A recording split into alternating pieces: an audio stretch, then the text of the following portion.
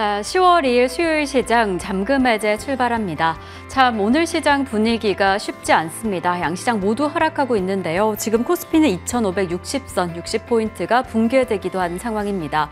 외국인도 기관도 매물을 계속해서 출회하면서 지금 코스닥 역시나 1% 가까운 1%, 0.72% 가까운 낙폭을 보이고 있는 상황인데요. 이러한 상황 속에서 하락하는 종목들도 많이 보여지고 있습니다. 아무래도 여러 가지 악재들을 소화하면서 시장이 무거운 분위기 이어가고 있는 상황인데 이럴 때 종목별 이슈, 종목별 특징을 좀 자세히 파악하는 게 중요할 것 같습니다. 그래서 오늘 잠금 해제 이분 모시고 이어가 보겠습니다. 레몬리서치의 김민수 대표님 나와주셨습니다. 대표님 어서 오세요. 안녕하십니까. 네, 오늘 좀 쉽지 않은 시장이지만 그래도 잠시 후에 오늘 주목하면 좋을 종목들 만나보도록 하겠고요. 그 전에 지금 시장의 전반적인 분위기 머니맵을 통해서 살펴보시죠.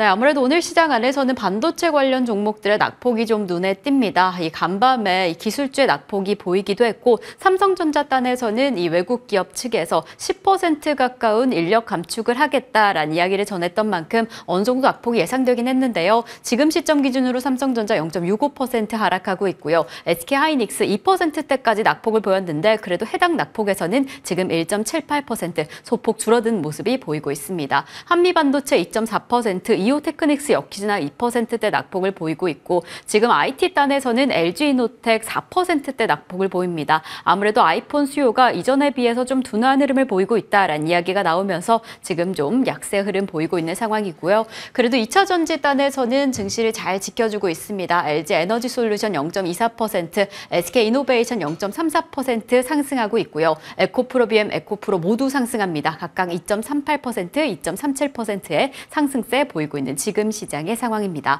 제약바이오 단에서는 유한양행 1%대 낙폭을 보이고 있고요. 그래도 의료기기, 리가켄바이오, 클래시스, 파마리서치까지 모두 강력한 흐름 보이고 있는 지금 시장의 상황입니다.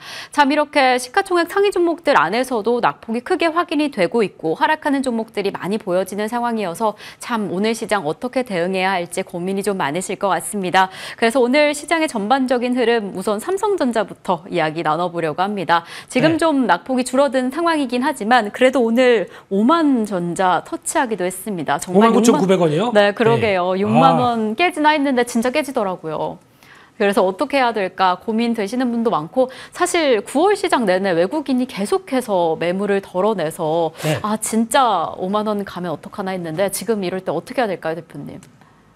5만 전자는 기회라고 생각합니다. 아, 기회다. 네, 솔직히 일단 이번에 나왔던 수출 데이터 안 좋은 거 저희가 알고 있었습니다. 그러다 보니까 주가가 빠졌었죠. 근데 거기까지 나왔는데 이 정도 모습을 보인다고 하게 되면 선반영이라고 봐야 될 거고 거기다가 외국인들이 뭔지 모르겠지만 뭐 기분이 나빠요. 그래서 삼성전자를 다 던졌다고 하는데 이거에 따라서 나온 지금 얘기를 보게 되면 삼성전자의 뭐 파운드리 쪽 축소한다. 거기다가 구조조정한다는 얘기 있죠. 해외 쪽에서도. 이게 악재일까요? 호재일까요? 제가 보기에는 일단 그렇게 별로 안 좋은 분위기 때문에 주가가 밀려있는 상황 쪽에서 구조조정이 나온다라는 얘기는 생각보다 부정적이지 않을 거로 봅니다. 오히려요. 예, 그래서 밀렸구나라고 이유가 되게 되면 불확실성에 대한 해소 쪽으로 봐야 되지 않나라는 쪽으로 봐야 될 것 같고요.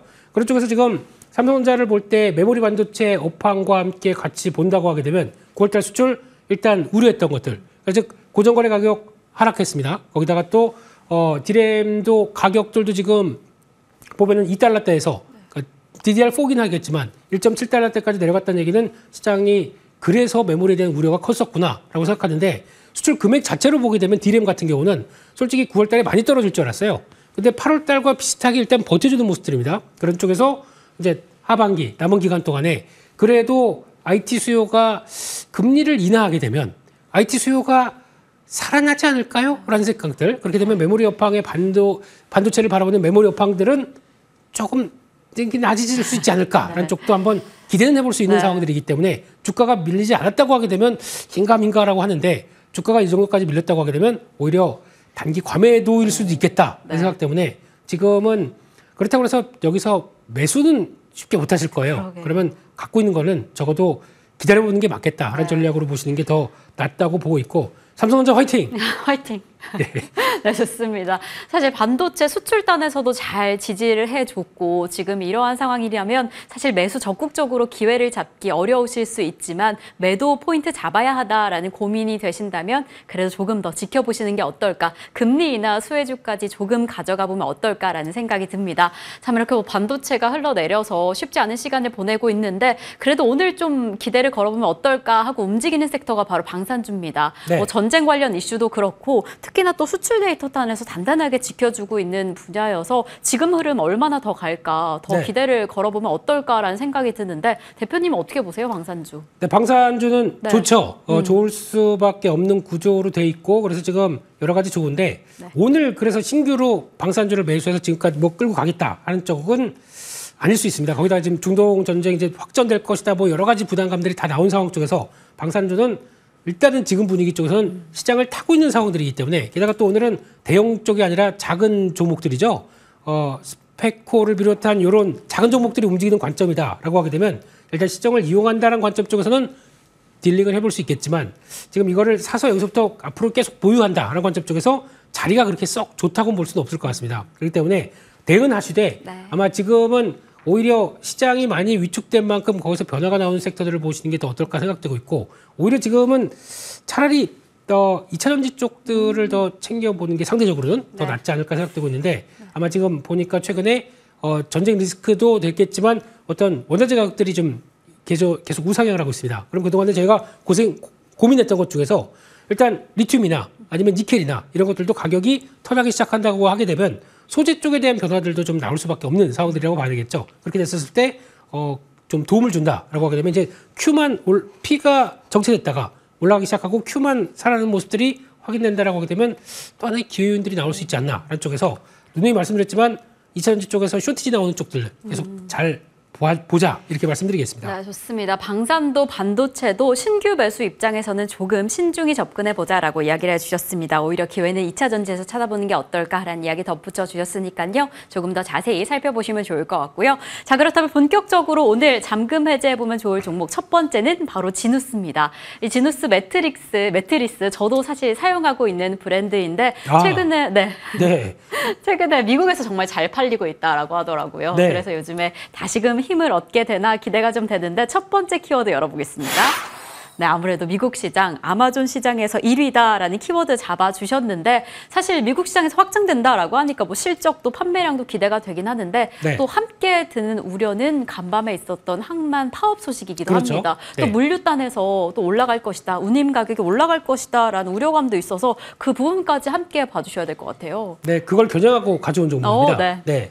일단 침대 매트리스 써보니까 좋으세요? 네, 좋더라고요. 일단 네. 편해서. 네. 어쩐지 우리 앵커님 미모의 비결이 침대였다. 침대는 과학이 아니라 미모다. 네. 이런 쪽에서 침대 매트리스 가구에 주력하는 회사라고 보시면 될 것 같고 게다가 매출 대부분이 미국, 캐나다에서 발생합니다. 그런 쪽으로 보게 되면 물론 현대백화점으로 인수가 됐죠. 그런 쪽에서 일단 말씀하셨던 미국의 항만 노조 파업 관련된 쪽들이 당연히 악재로 작용하겠죠. 그 악재를 그냥 정리하는 기회를 볼 것이냐 아니면 매수하는 기회를 볼 것이냐 이런 관점에 따라 다를 걸로 보는데 제가 보기에는 미국의 물론 뭐 50 몇 년 만에 또 54년 만에 파업이다라고 하다 보니까 과거에 코로나처럼 이런 또 항만의 딜레이가 나오기 시작하면서 또 운이 올라가고 하는 시나리오로 나오지 않을 거라고 생각합니다. 왜냐하면 대선을 앞두고 있어요. 그런 쪽에서 지금은 미국의 행정부가 그냥 지켜보겠다라는 쪽으로 나오는데 조금 길어지게 되면 여러 가지 볼매 맥소리가 나오고 거기다가 물가를 자극시킬 겁니다. 그러면 그냥 좌시하지 않을 겁니다. 그렇게 되면 어느 정도 서부랑 동부랑 임금 차이가 그렇게 많이 났는데 그거에 대해서 파업하겠다라고 얘기하는 거는 어떻게 보면 노동자의 권리가 될 수 있겠다라는 생각은 들고 있지만 그게 장기화되지 않는다고 하게 되면 오히려 그렇게 큰 부담은 없을 것이다라는 쪽에서 그걸 빌미로 주가가 하락하게 되면 나머지 변화 별로 없는데 오히려 매수 기회로 활용해야 되지 않을까라는 관점 쪽에서 바라보고 있는 상황들이고요.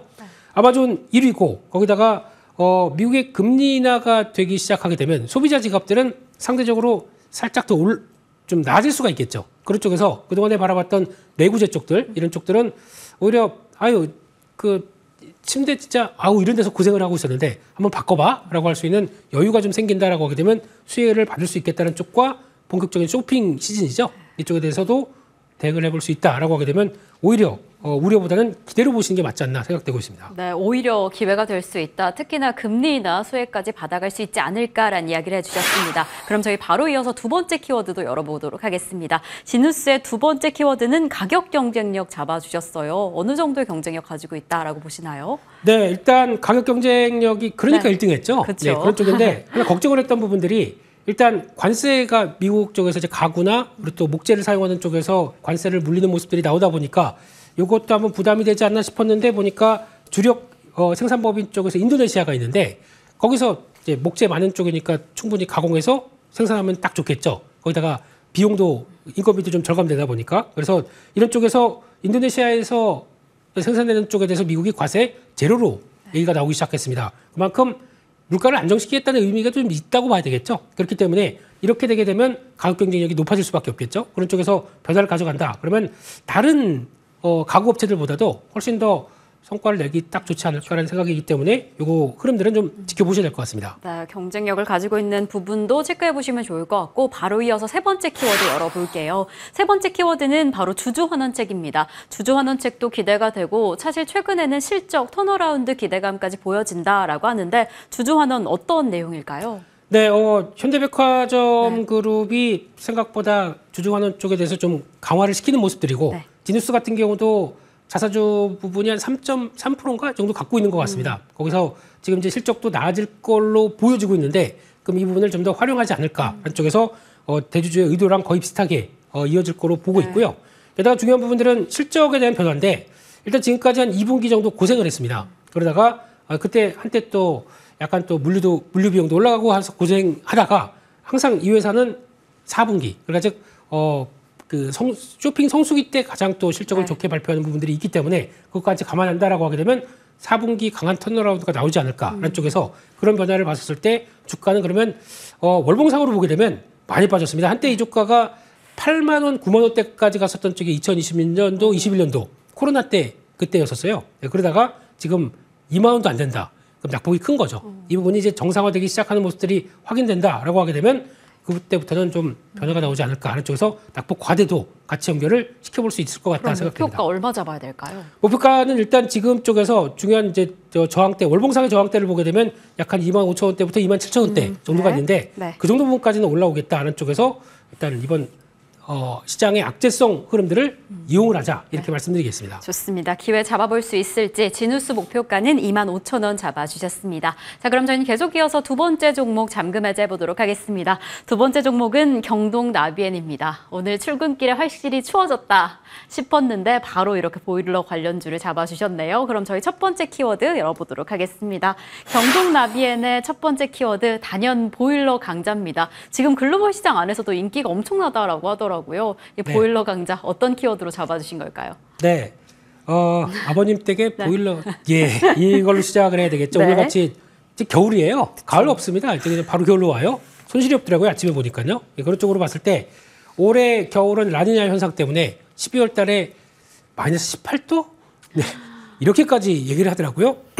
그렇게 뜨거웠다가 몇 개월 만에 또 그렇게 추워버리는 이런 현상이 나왔을 때 또 체감하게 되면 겨울 관련주 또 시장에서 관심이 많아지겠죠. 그런 쪽도 한번 보시면 좋을 것 같은데 보일러, 온수기 이쪽에 강자고 거기다가 청정 환기라고 하는 시스템까지 같이 갖추다 보니까 우리가 또 시너지 낼 수 있는 뭐가 있을까라고 해서 이쪽까지 연결된다. 이쪽도 중요하게 봐야 될 부분이라고 봐야 될 것 같고요. 마찬가지로 북미 점유율 1위.